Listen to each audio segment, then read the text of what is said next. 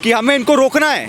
हम इनको रोकेंगे तभी आगे हम पंजाब में अपनी सरकार बना पाएंगे। लेकिन इनकी जो ये किए हैं, इनसे देखिएगा पंजाब में इनकी सरकार नहीं बनेगी इस बार।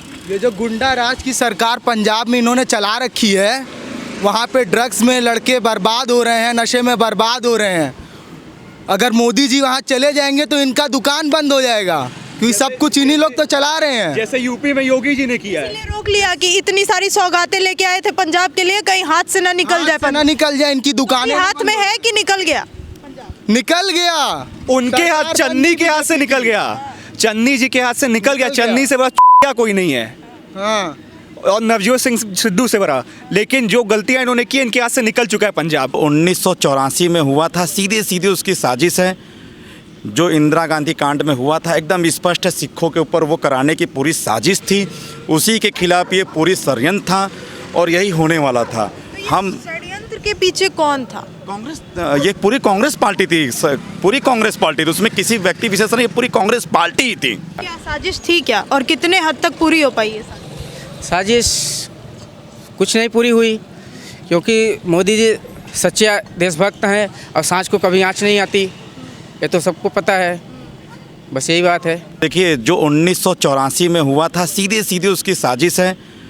जो इंदिरा गांधी कांड में हुआ था, एकदम स्पष्ट है, सिखों के ऊपर वो कराने की पूरी साजिश थी। उसी के खिलाफ ये पूरी षड्यंत्र था और यही होने वाला था। हम षड्यंत्र के पीछे कौन था? कांग्रेस, ये पूरी कांग्रेस पार्टी थी, पूरी कांग्रेस पार्टी थी। उसमें किसी व्यक्ति विशेष नहीं, ये पूरी कांग्रेस पार्टी ही थी। ये पूरी कांग्रेस पार्टी थी, क्योंकि पहले से ही फूट करो, राज करो कि इनकी फूट करो और राज करो कि इनकी पहले से ही ये चीज़ साजिश रही है। तो ये कोई मतलब वाकई में प्रधानमंत्री की जान को खतरा था? बिल्कुल बिल्कुल, कोई ड्रामा नहीं कर रही है अभी? मैम, ये बिल्कुल खतरा था। वो तो समझिए बाबा विश्वनाथ की नगरी से वो अभी हम लोग काशी विश्वनाथ से गए हैं कि उनको कुछ बाल बाका नहीं हो पाया। नहीं तो अगर कुछ हो जाता तो ये सिखों के ऊपर, पूरे सिख कौम के ऊपर ये आफत होती और ये लड़वाने की पूरी साजिश थी। इस बात ये सत्य है, इसको कोई ठुकरा नहीं सकता है। और ये 100% उनको लड़वाने की कोशिश थी। वोट बैंक अपनी जगह है, क्योंकि ये लोग वोट बैंक की राजनीति करते करते पगला चुके हैं। इनके पास कोई, कांग्रेस के पास कोई मुद्दा नहीं बचा है और ये कुछ भी, ये किसी भी हद पर जा सकते हैं। इसलिए अपने रास्ते का सबसे बड़ा कांटा साफ करने की तैयारी। बिल्कुल मैम, ये कांटा भी साफ करते हैं और हिंदू मुस्लिम सिख ईसाई को लड़वाते भी। जहाँ जिस जगह पे काफिला रुका हुआ था पीएम मोदी का 20 मिनट तक, तो वो कैसी जगह है? क्या वाकई में वहाँ पे मतलब ऐसी कुछ गतिविधियाँ होती रहती? मैम बिल्कुल, वो 10-15 किलोमीटर पाकिस्तान बॉर्डर से है, ठीक है। और मोदी जी का एक ही सपना है, जातिवाद, वंशवाद, और ये सबको ख़त्म करना चाहते हैं। और कांग्रेस में सब वही है, जातिवाद भी है, वंशवाद भी है, सब कुछ इसी तरीके से चल रहा है। कांग्रेस पार्टी के लेकर के अगर देखा जाए तो ये पूरी तरीके से षड्यंत्र, क्या ये पूरी तरीके से साजिश थी।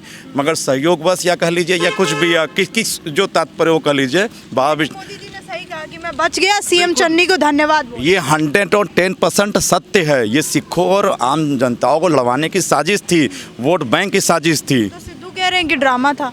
मैम, पीएम मोदी ड्रामा बहुत अच्छा करते हैं। अभी हमारे बड़े भाई साहब ने कहा कि कपिल शर्मा जाए। सिद्धू जैसा व्यक्ति जो कभी अपनी माँ की झूठी कसम खा सकता है, उस व्यक्ति को हम क्या बोल सकते हैं? हम लोग तो क्या बोल सकते हैं? सारे लोग को क्या बोलेंगे? जो व्यक्ति अपनी माँ की कसम खा जाए, उसकी क्या हम लोग मिसाल दे सकते हैं? उनकी तो मिसाल न दे तो ही अच्छा रहेगा। कि हम प्रदर्शनकारियों को कैसे हटाते? उसमें 15-20 मिनट का टाइम लगता और उन पे हम लाठीचार्ज तो नहीं कर सकते थे। प्रधानमंत्री खड़ा रहे। जरूर करना चाहिए। अगर उनके ऊपर होता तो क्या वो अपने नहीं हटवाते? अगर उन्हीं के साथ ये चीज़ होती तो क्या वो हटवाते कि नहीं? बस ये क्वेश्चन है मेरा उनसे। वो तुरंत हटवाए होते, 1 मिनट के अंदर उन्होंने खाली करवाई होती जगह। लेकिन ये उनकी सोची समझी चाल थी, इसलिए उन्होंने कुछ भी नहीं किया। और नवजोत सिंह सिद्धू से बड़ा ड्रामेबाज कोई नहीं है। वो भौकला चुका है। वो ऐसा इंसान है कि पहले भाजपा के साथ था, फिर कांग्रेस में आ गया, फिर पगलाया, फिर और पगला रहा है। अब उनसे बड़ा कोई पगलाया है ही नहीं इस दुनिया में। तो अभी आगे कहीं और भी जाने का प्लान है क्या नवजोत सिंह से? देखिए, उनको अगर कोई अच्छा और मिल जाएगा तो वो वहाँ भी भाग जाएगा, उसका वो भी नहीं कन्फर्म है। उनका पाकिस्तान जाने का प्लान है, क्योंकि इमरान खान उनके दोस्त है ना, तो वो पाकिस्तान जाने का प्लान है उनका, क्योंकि अब वो इंडिया में रहने लायक नहीं रह चुके हैं। वो तो मुख्यमंत्री बनने का सपना देख रहे हैं और आप पाकिस्तान में। वो सपना देख रहे हैं ना, आप ही ने बोला वो सपना देख रहे हैं। वो सो के सपने देख रहे हैं, खुली आंखों से सपने नहीं देख रहे हैं। वो नवजोत सिंह सिद्धू अभी सोए हुए हैं। उनको जगाना पड़ेगा कि सिद्धू जी उठ जाइए, जनता जाग चुकी है। जनता जाग चुकी है। जनता अब आपके स्कैम में नहीं फंसने वाली। ना ही ये कपिल शर्मा शो है। पहली बात तो नवजोत सिंह सिद्धू जी को उन्होंने जब ये स्टेटमेंट दिया कि हमारे देश में कुछ नहीं हो रहा है, कि जब कोई दूसरा देश पाकिस्तान हमारे पे हमला किया तो वो कह रहे कि हमें इमरान खान से दोस्ती कर लेनी चाहिए, तो सबसे बड़ा देशद्रोही यहाँ पे कौन है? सिद्धू है। सिद्धू दुनिया का सबसे बड़ा देशद्रोही है, उसे तो देश से ही निकाल देना चाहिए। और इस बात को किस तरह से देखते हैं, जो अभी सिद्धू बोल रहे हैं कि मोदी जी ने कल जो भी किया वो पूरा ड्रामा था, सुरक्षा वाली जो भी बात है, कोई जान को खतरा वतरा नहीं था, कुर्सी खाली देखी और इसीलिए बीच रास्ते से ही निकल। उनको सिर्फ शायरियाँ बोलने आती हैं, उनसे शायरी उन्हें मुशायरे कराए जाएं, उन्हें स्टेटमेंट देना नहीं आता कि कहाँ क्या क्या बातें बोलनी हैं। वो हवा में बातें करते हैं, सपनों में बातें करते हैं। वो कोई भी एक वरिष्ठ युवा नेता या फिर वरिष्ठ नेता ऐसी बातें नहीं करता जैसी सिद्धू किया करते हैं कि मोदी जी के साथ जो हुआ वो एक नाटक था। जो हुआ सबके आँख के सामने था, सब ने देखा, सारे पत्रकार थे वहाँ पे, सारे लोग थे वहाँ पे, सारी जनता ने देखा क्या हुआ कैसे हुआ।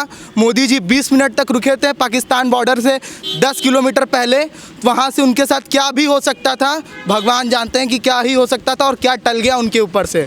बाबा विश्वनाथ की कृपा है। अगर हम बात करें कि क्या हो सकता था, वो कैसा एरिया था, उस हिसाब से काफ़ी वो सेंसिटिव एरिया माना जाता है, क्योंकि एक तो पाकिस्तान बॉर्डर और वहाँ से लगातार ऐसी गतिविधियाँ होती रहती हैं, तो चिंता का विषय था ये बहुत बड़ी चिंता का विषय था। वो कोई आम नागरिक नहीं है, वो हमारे देश का प्रधानमंत्री है और ऐसा प्रधानमंत्री हमारे देश को ना दोबारा कभी मिला है और ना ही कभी मिलेगा।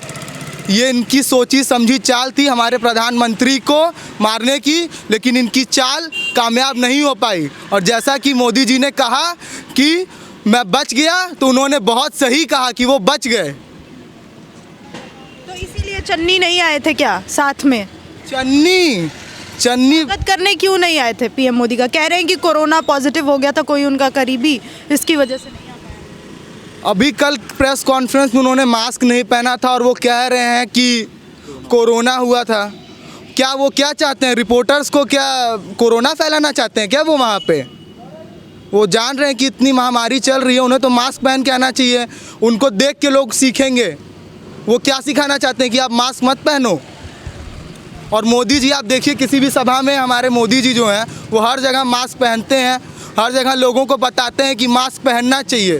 क्या पता मोदी जी को कोरोना से बचाना चाहते हो कि कहीं हो ना जाए प्रधानमंत्री को कोरोना? प्रधानमंत्री को कोरोना? जो इंसान पहले सबसे पूरे देश में सबसे पहले जिनको वैक्सीनेशन लगवाया, जिन्होंने ये रिस्क लिया कि मैं सबसे पहले वैक्सीनेटेड हूँगा उसके बाद मेरी जनता होगी, वो बचाएंगे मोदी जी को? तो ये राष्ट्रपति शासन की जो बात उठ रही है कि राष्ट्रपति शासन लगना चाहिए पंजाब में, कितना क्या लगता है आपको? लगना चाहिए? ज़रूर लगना चाहिए राष्ट्रपति शासन पंजाब में। जहाँ के शासक ऐसे हों वहाँ को चलाने के लिए तो राष्ट्रपति ही न चलाएंगे, कि वहाँ के शासक को तो दिमाग ही नहीं है कैसे चलाना है।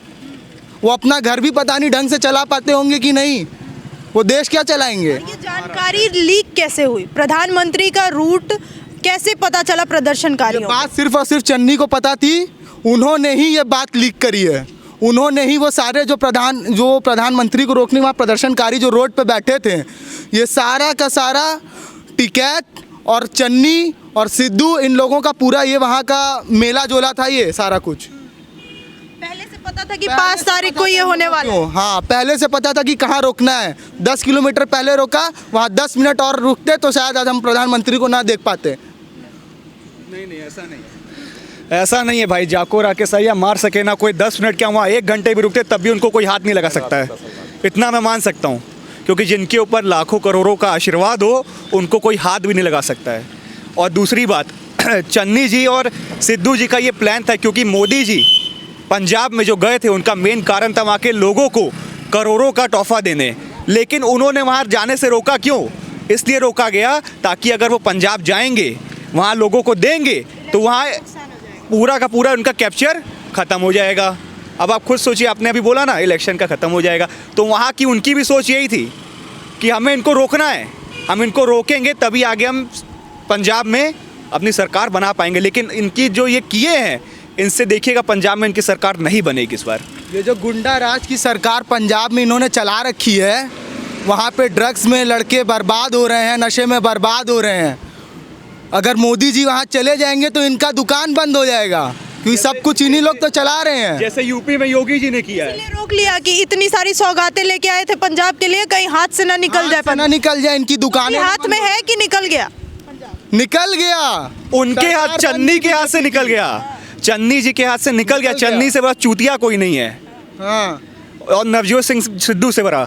लेकिन जो गलतियां इन्होंने की इनके हाथ से निकल चुका है पंजाब, अब बनेगी। कह रहे हैं कि जो अमरिंदर मेरे को कहता था कि पार्टी से निकलवा देगा, आज वो बीजेपी के तलवे चाट रहे हैं। तलवे नहीं चाट रहे हैं, उनको सही और गलत का समझ आ गया है। उनको सही और गलत का समझ आ गया है कि कौन सही है और कौन गलत, किसका साथ देना है किसका नहीं।